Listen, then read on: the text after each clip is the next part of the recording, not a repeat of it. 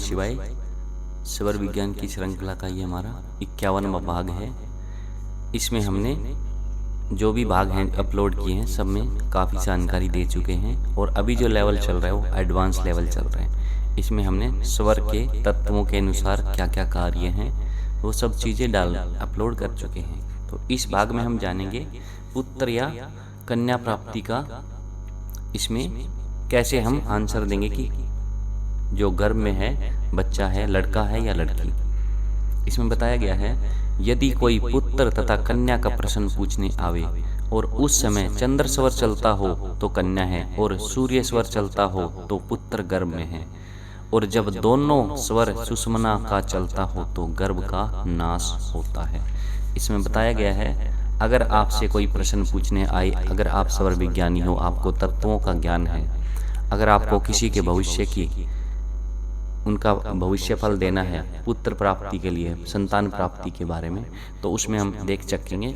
अगर प्रश्न पूछने वाला आया आपके पास में, उस समय आपका अगर चंद्र स्वर चल रहा हो तो आप कह देंगे बिल्कुल बेझिझक होके कि उनका है गर्भ में जो भी संतान है वो लड़की है, मतलब पुत्री है।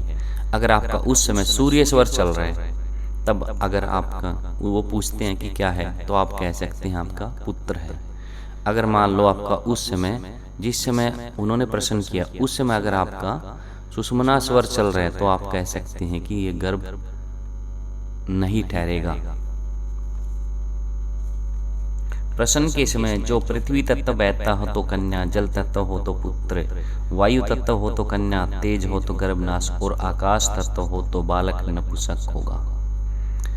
जिसमें प्रश्न किया उस समय अगर आपका पृथ्वी तत्व बहता हो तो कन्या है, जल तत्व हो तो उस समय आपका पुत्र।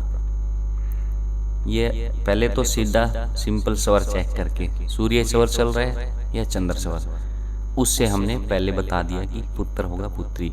और उसमें भी एडवांस लेवल का और पता करना है तो उसमें आप तत्वों को चेक करके एग्जैक्ट आप भविष्यवाणी कर सकते हैं।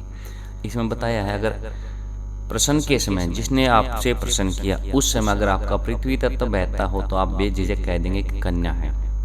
अगर उस समय आपका जल तत्व बहता हो तो उस समय कह देंगे कि पुत्र है। वायु तत्व हो तो कन्या, और मान लो आपका आकाश तत्व चल रहा हो या अग्नि चल रहा हो, अग्नि तत्व चल रहा हो तो कह देंगे कि गर्भ का नाश होगा, आपका गर्भ नहीं रुक पाएगा, नहीं ठहरेगा।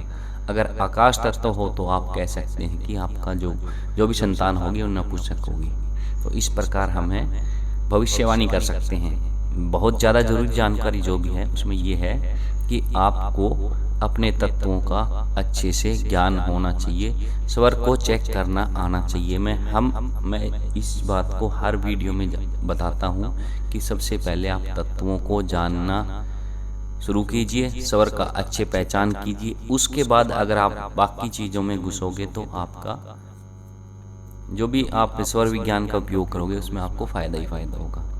तो इस प्रकार हम भविष्यवाणी कर सकते हैं कि गर्भ में जो भी बालक है वो पुत्र है या पुत्री है, वो ठहरेगा नहीं ठहरेगा, वो किस तरह का रहेगा। अगर चंद्र स्वर में प्रश्न हो तो कन्या और सूर्य स्वर में हो तो पुत्र, दोनों स्वर हो तो नपुंसक। यदि प्रश्नकर्ता ने पूर्ण अंक की ओर आकर प्रश्न किया हो तो पुत्र होगा। पूर्ण अंग हो गया, मान लो आपका सूर्य स्वर चल रहा है और प्रश्नकर्ता सूर्य स्वर की तरफ आकर बैठ गया और सूर्य स्वर चल रहा है तो उसे बोलेंगे पूर्ण स्वर की तरफ। अगर वो विपरीत, मान लो सूर्य स्वर चल रहा है, वो आपका चंद्र स्वर की तरफ आकर बैठकर प्रश्न करता है, वो हो गया विपरीत स्वर। तो इस प्रकार हम भविष्यवाणी कर सकते हैं कि चंद्र स्वर में प्रश्न हो तो कन्या, सूर्य स्वर में हो तो पुत्र और दोनों स्वर हो तो नपुंसक।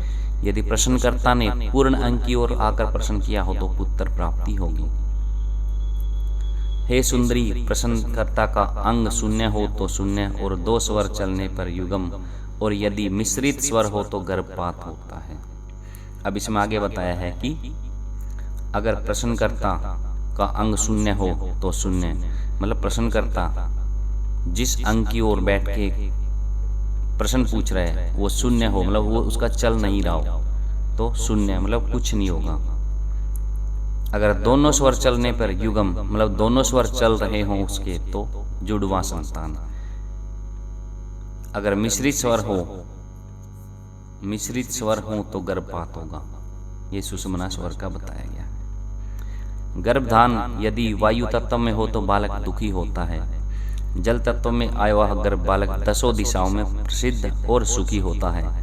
अग्नि तत्व का गर्भ गिर जाता है, वह अल्प वायु वाला होता है,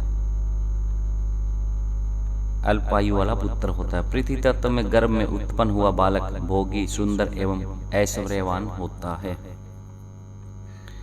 इसमें बता दिया है अभी कि अगर वायु तत्व चल रहा हो गर्भधान के समय तो जो बालक होगा वो दुखी होगा। जल तत्व में अगर गर्भ में आया हुआ बालक क्या है 10 दिशाओं में फैल जाएगा।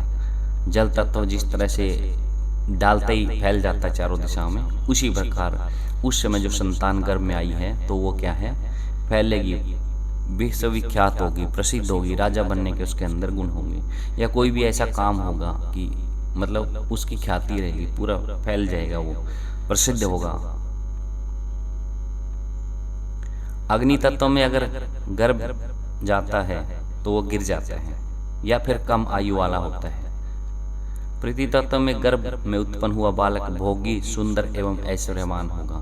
अगर पृथ्वी तत्व में संतान की आपको गर्भधान होता है तो वो संतान जो होगी आपकी कैसी होगी, मतलब सुख दुख सुखों को भोगने वाली, राजाओं की तरह होंगे वो, उनके पास किसी भी चीज़ की कोई कमी नहीं होगी।